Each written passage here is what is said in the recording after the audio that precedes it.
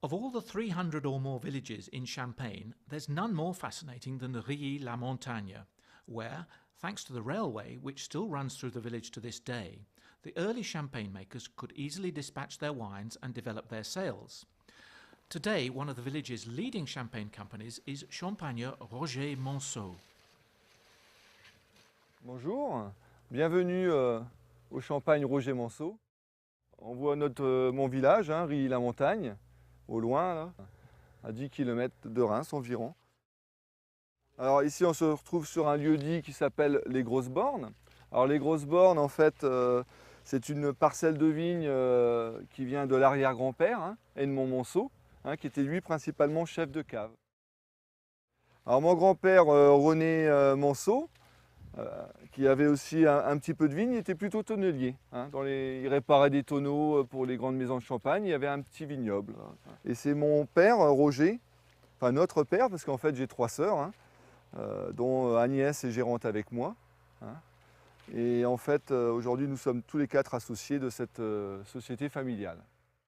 Now, Roger Monceau was obviously an enterprising fellow, and there's an interesting story that's told about him and a bicycle. En 1947, Roger, fils de René et petit-fils de Edmond, qui passait son certificat d'études, son papa René lui a donné le choix que s'il avait son certificat d'études, il aurait une vigne ou un vélo.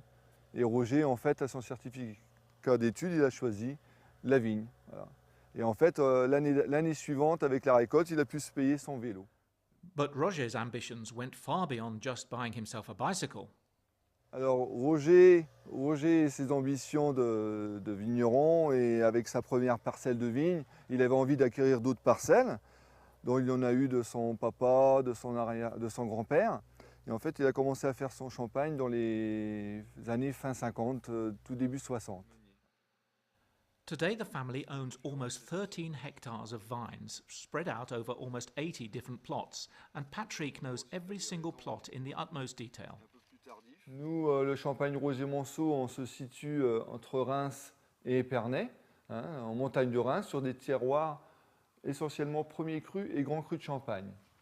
Alors ici, en fait, on se trouve dans un lieu-dit qui s'appelle les Crayères, uniquement en chardonnay, pour notre part, parce que c'est des sols qui s'y prêtent bien. Crayères veut dire craie. On voit bien des remontées de calcaire, de craie.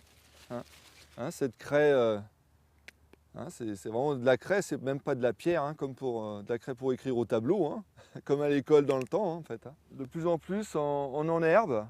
On enherbe, c'est pour l'érosion. Voilà, pour travailler le sol, pour éviter les herbicides. Each individual plot brings something different to the Monceau champagnes.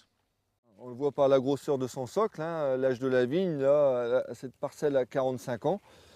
Ça, c'est le lieu-dit l'écumine. On s'en sert principalement pour élaborer nos champagnes rosés et nos millésimes, parce que dit vieille vigne dit un peu moins de rendement.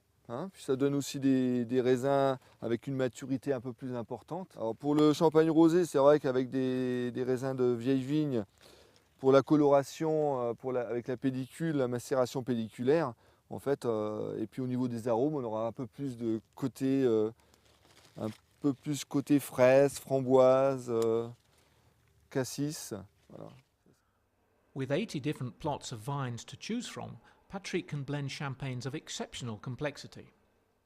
C'est vrai que pour élaborer nos champagnes de producteurs, on a quand même un certain nombre de cuves. On a près de 40 cuves de volumes différents. Et cela est très important pour notre vignoble qui est très morcelé, où il y a quand même 80 parcelles, pour commencer à construire nos assemblages.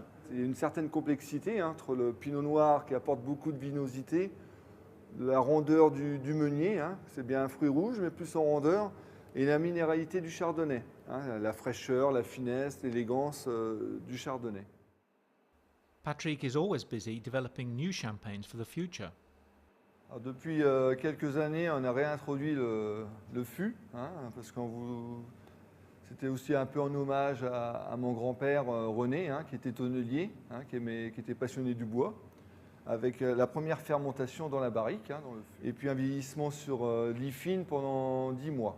Voilà. Et pour la commercialisation, aujourd'hui on ne les commercialise pas encore, hein, ça sera dans 2 ans, parce que on veut un vieillissement de 8 ans minimum. For anyone lucky enough to travel to Champagne, a visit to Champagne-Monceau is an opportunity not to be missed. Comme je pense Patrick, tu as dû l'expliquer, donc je suis Agnès, co-gérante avec lui au Champagne Roger Manceau, à Rilly-la-Montagne.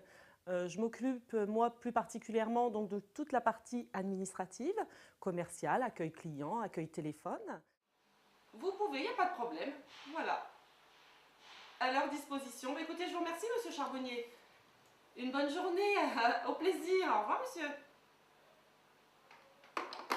C'est monsieur Charbonnier pour un Jéroboam. J'adore être au contact de mes clients, leur parler, il y a une intimité qui se crée. Et le jour où ils viennent ici visiter les caves, on met enfin un visage sur une voix et c'est fort agréable. J'ai un lien vraiment avec le monde. Donc j'accueille ici le client, je fais des visites de caves. Donc là, on peut voir le Bacchus, hein, donc, qui est l'emblème du village, ici à Rilly-la-Montagne, dont on a fêté les 100 ans en 1998. C'était la fête ici au village. Tous les vignerons champenois de Rilly ouvraient leurs portes pour accueillir donc, les visiteurs.